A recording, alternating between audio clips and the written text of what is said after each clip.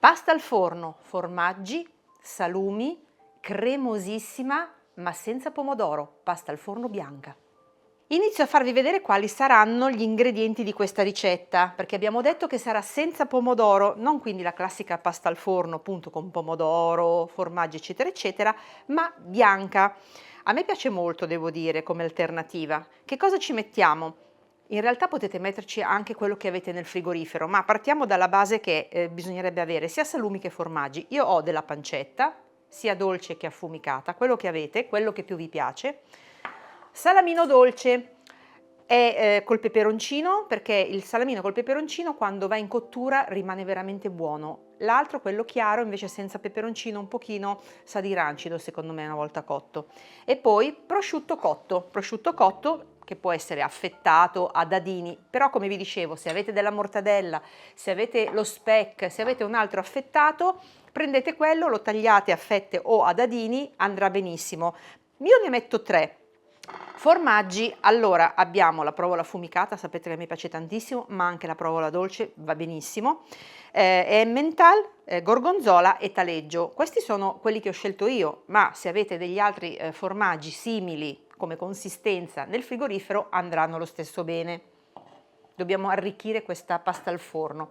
Poi immancabile parmigiano, potete usare anche il grana padano, potete usare anche il pecorino, potete anche mischiarli. Come vi dicevo, questa pasta al forno potete farla un po' come volete a livello di ingredienti che avete nel frigorifero ed è bella anche per questo. Poi in ogni regione ognuno ha la sua. Iniziamo quindi con la pancetta già tagliata a cubetti, facciamo a cubetti anche questo salamino. Allora, salamino con il peperoncino che come vi dicevo può essere dolce o piccante a seconda dei vostri gusti. Anche il grado di piccantezza devo dire che spesso varia da salume a salume. A me leggermente piccante non dispiace, vi dico la verità. Troppo piccante invece no, perché secondo me copre un po' tutti i sapori.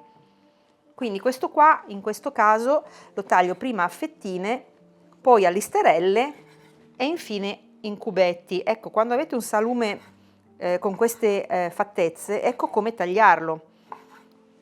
Vedete? Prima lo facciamo a fettine, poi a listerelle e infine in cubetti. Ecco, questo lo facciamo piuttosto piccolino perché è molto saporito, quindi meglio avere dei cubetti più piccoli. Ma c'è anche la spianata piccante se volete, che è quel salume un po' più grosso e un po' piatto, non so se l'avete mai assaggiato, anche quella è molto buona. E poi ci sono una serie di salumi col peperoncino nel sud, uno più buono dell'altro. Allora, questi li mettiamo nel piatto e sono pronti. Invece quando avete delle fette di prosciutto cotto potete tagliarle, guardate, a metà, in questo modo, le mettiamo uno sopra l'altra.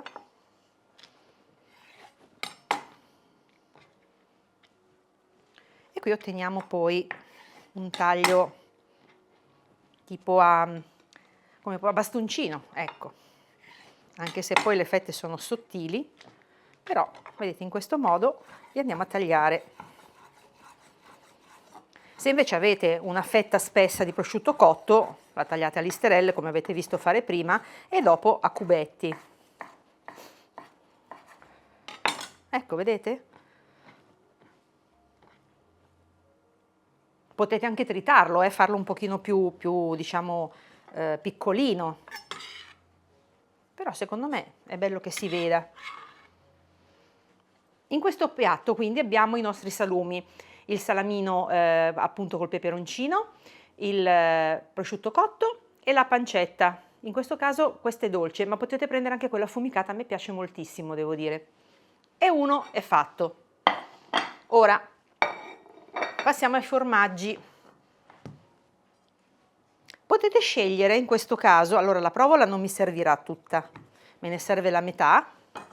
Potete tagliarla al coltello oppure come faccio io con questi formaggi che hanno una consistenza un pochino più dura, diciamo, prendere una campana, una grattugia campana e vedete con i fori a julienne più grossi grattugiare il formaggio. È comodo, veloce e anche bello da mettere all'interno della pasta poi, perché non sono cubettoni grossi, ma vedete?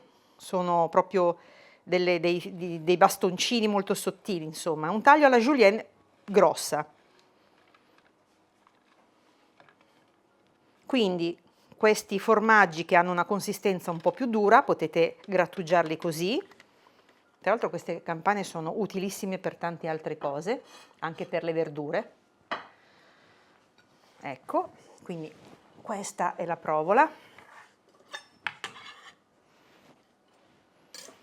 Questo è Emmental e facciamo la stessa cosa.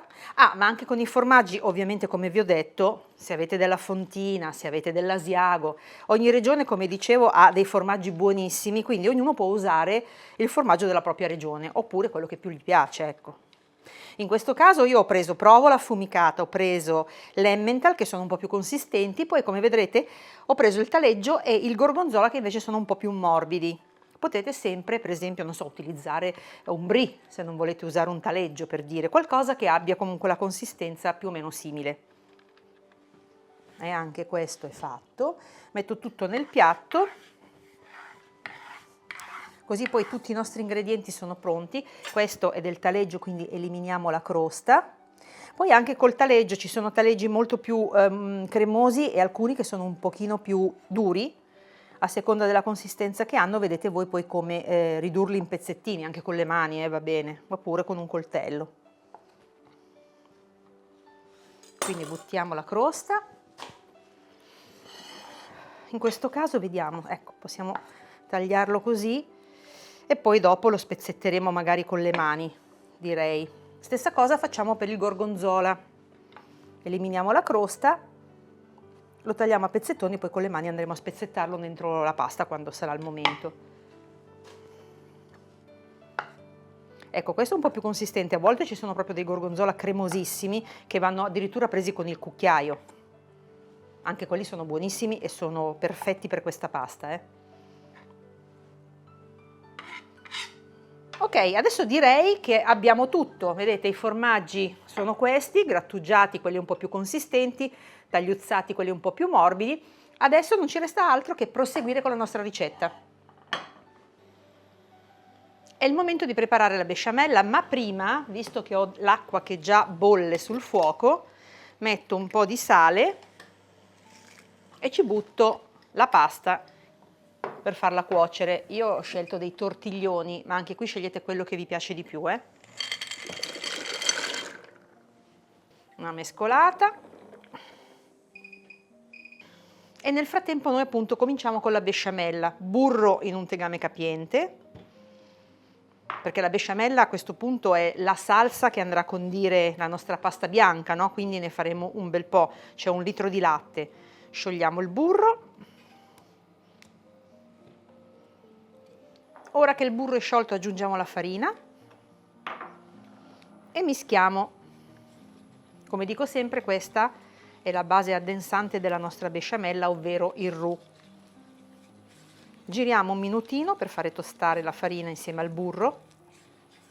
Ecco, a seconda di quanta farina mettete all'interno del roux, la besciamella diventa più o meno densa.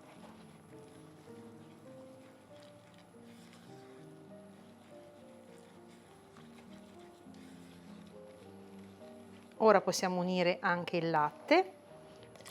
Anche qui un trucchetto è quello di aggiungere del latte già caldo se volete farla più velocemente, altrimenti anche quello del frigorifero va benissimo se è freddo, però ci impiegherà un po' di più ovviamente ad addensare, perché deve scaldare prima il latte, poi bollire, eccetera, eccetera. Un po' di noce moscata, immancabile nella besciamella, e poi ovviamente il sale. Io abbondo sempre con la noce moscata perché a me piace tantissimo, poi anche lì è questione di gusti, vedete voi. Ecco, adesso mescoliamo a fuoco dolce e attendiamo appunto che la besciamella diventi un po' più densa.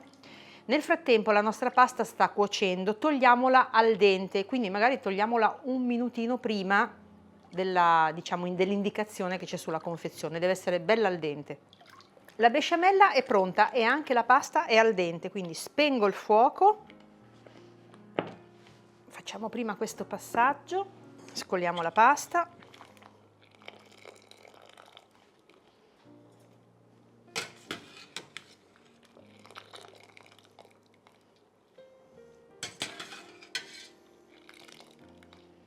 Anche qui potete scegliere il formato di pasta che volete, le penne, non direi i paccheri perché i paccheri poi in cottura si appiattiscono, però le mezze maniche, scoliamo per bene.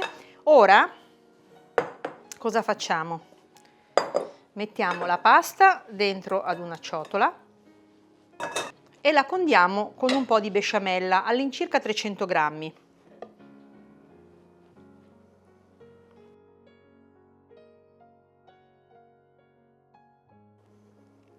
La mischiamo bene in modo che cominci comunque ad insaporirsi.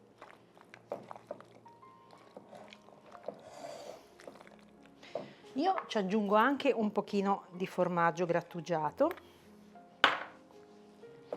che tanto andrà a finire lo stesso nella pasta dopo, però così cominciamo a renderla saporita anche da sola. E questa la lasciamo da parte. Qui abbiamo la nostra teglia, ci mettiamo sotto un filo d'olio e un po' di besciamella.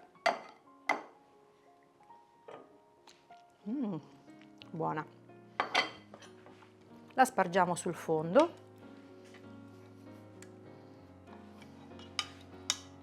e poi mettiamo il primo strato di pasta sul fondo. Ne faremo due, quindi dividiamola a metà.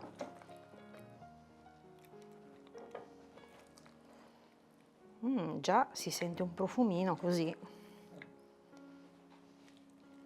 con il parmigiano e tutto. Adesso qui ci mettiamo metà di ogni salume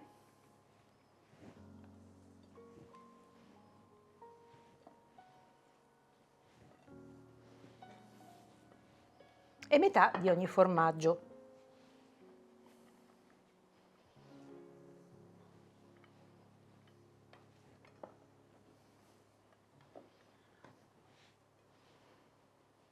Questa è una bomba.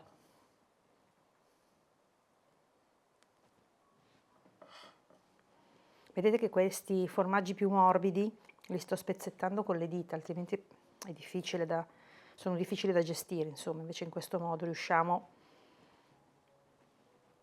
a metterli qua. Il primo strato è fatto, adesso ricopriamo con un po' di besciamella, la metà di quella che è rimasta, spolverata di parmigiano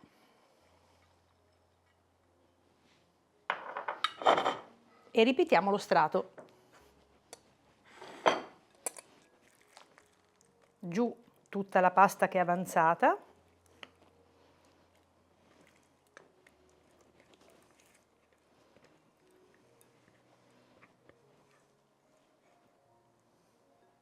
Quindi appiattiamo un po' la pasta, ripetiamo quello che abbiamo fatto prima, ovviamente ci mettiamo tutto quello che è avanzato, salumi e formaggi. Facciamo sì che tutti i salumi siano sparsi ovviamente su tutta la superficie, in modo che quando si mangia si trovi praticamente tutto dappertutto. È il momento dei formaggi,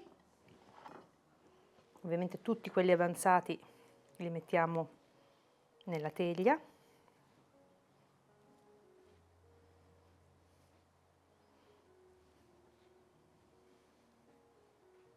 Ecco, adesso appiattiamo un pochino in modo che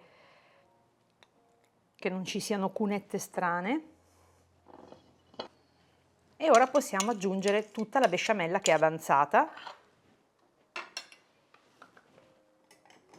mettendola sopra la nostra pasta.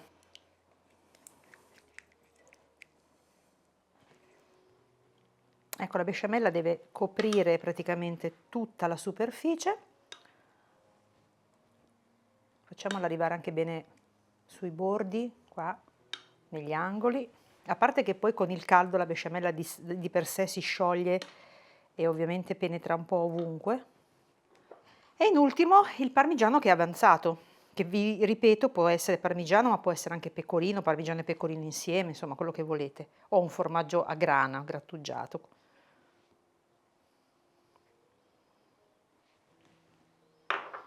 La nostra pasta al forno bianca è pronta. Ora la inforniamo nel forno statico a 180 gradi per 25-30 minuti.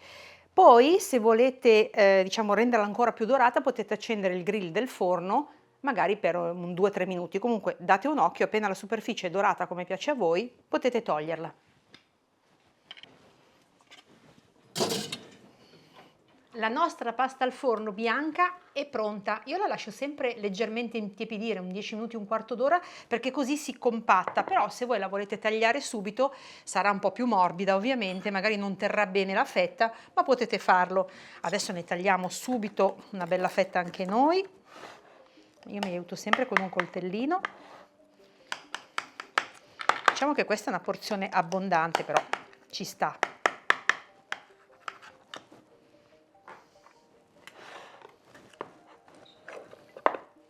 Beh, la fetta già è bella compatta.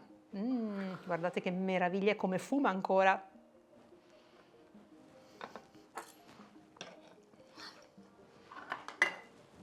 Non c'è liquido sul fondo, che di solito è la cosa che ci dà sempre fastidio, è perfettamente asciutta e soprattutto guardate com'è cremosa, ve la voglio far vedere. Guardate un po', sta ancora fumando, eh?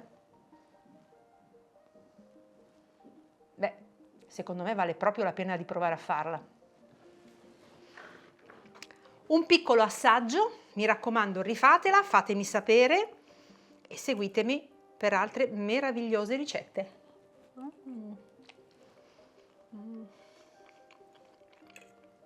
Buona buona.